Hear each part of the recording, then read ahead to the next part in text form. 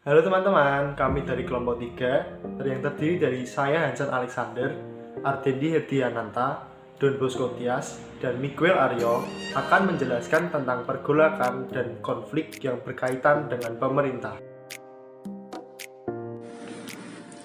Apa itu sistem pemerintahan? Sistem pemerintahan adalah sistem yang dimiliki suatu negara dalam mengatur pemerintahannya.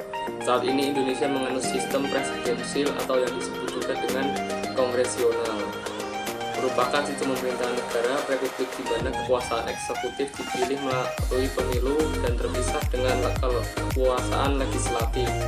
Namun dalam perjalanan sejarah Indonesia juga pernah menggunakan sistem pemerintahan parlementer.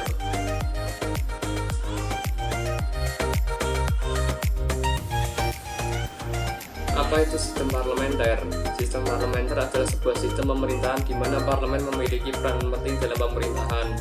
Dalam hal ini, parlemen memiliki wewenang dalam mengangkat perdana menteri dan parlemen pun dapat menjatuhkan pemerintahan, yaitu dengan cara mengeluarkan semacam mosi tidak percaya.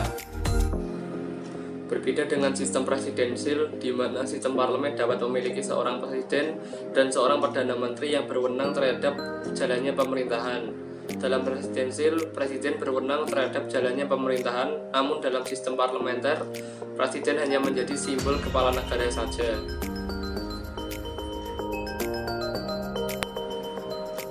Latar belakang terjadinya konflik. Masalah yang berhubungan dengan negara federal mulai timbul ketika berdasarkan perjanjian Linggarjati, Indonesia disepakati akan berbentuk negara serikat dengan nama Republik Indonesia Serikat atau disingkat RIS. RI menjadi bagian RIS, termasuk dalam kategori ini adalah persoalan negara federal dan PFO, serta pemberontakan PRRI dan Permesta. Permesta atau Perjuangan Semesta adalah gerakan militer di Indonesia. Gerakan ini dideklarasikan oleh pemimpin sipil dan militer Indonesia Timur pada 2 Maret 1957, yaitu oleh Letkol Van Samuel. Pusatnya berada di Makassar yang pada waktu itu merupakan ibu kota Sulawesi.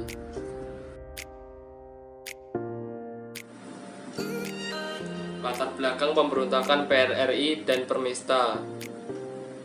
Latar belakang PRRI dan Permesta umumnya semua bermuara pada ketidakpuasan rakyat atau pemimpin di luar Jawa terhadap penyelenggaraan pemerintahan pusat yang dilakukan pada pemimpin RI karena dirasakan terlalu sentralistis dan berorientasi ke Jawa. Kekecewaan tersebut diwujudkan enggan pembentukan dewan-dewan daerah sebagai alat perjuangan tuntutan pada Desember 1956 dan Februari 1957, seperti 1. Dewan Banteng di Sumatera Barat yang dipimpin oleh Letkol Ahmad Hussein. 2. Dewan Gajah di Sumatera Utara yang dipimpin oleh Kolonel Maludin Simbolan. 3. Dewan Garuda di Sumatera Selatan yang dipimpin oleh Letkol Berlian. 4. Dewan Maguni di Sulawesi Utara yang dipimpin oleh Kolonel Van Samuel. Tindak lanjut pemerintah. Pemerintah pusat tanpa ragu-ragu langsung bertindak tegas. Operasi militer dilakukan untuk menindak pemberontak yang diam-diam ternyata didukung Amerika Serikat. Amerika Serikat berkepentingan dengan pemberontakan ini karena kekhawatiran mereka terhadap pemerintah pusat Indonesia yang bisa saja semakin dipengaruhi komunis. Puncak ketika tanggal 15 Februari 1957, Pemerintahan Revolusioner Republik Indonesia (PRRI) diproklamasikan oleh Ahmad Hussein di Padang, Sumatera Barat. Pemerintah pusat yang mengetahui hal ini pun tanpa ragu-ragu bertindak tegas dan melakukan operasi militer untuk menindak pemberontak. Untuk memulihkan PRRI atau Permesta, Presiden mengerahkan operasi militer bernama Operasi 17 Agustus yang di dalamnya terdapat Angkatan Darat, Angkatan Udara, dan Angkatan Laut di Sumatera Tengah.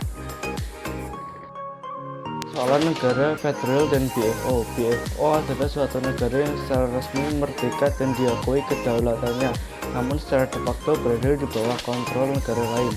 Permasalahan ini muncul dimulai sejak perundingan Linggarjati disetujui dan ditandatangani dan diperparah dengan penandatanganan perundingan yang lainnya seperti Romroyen.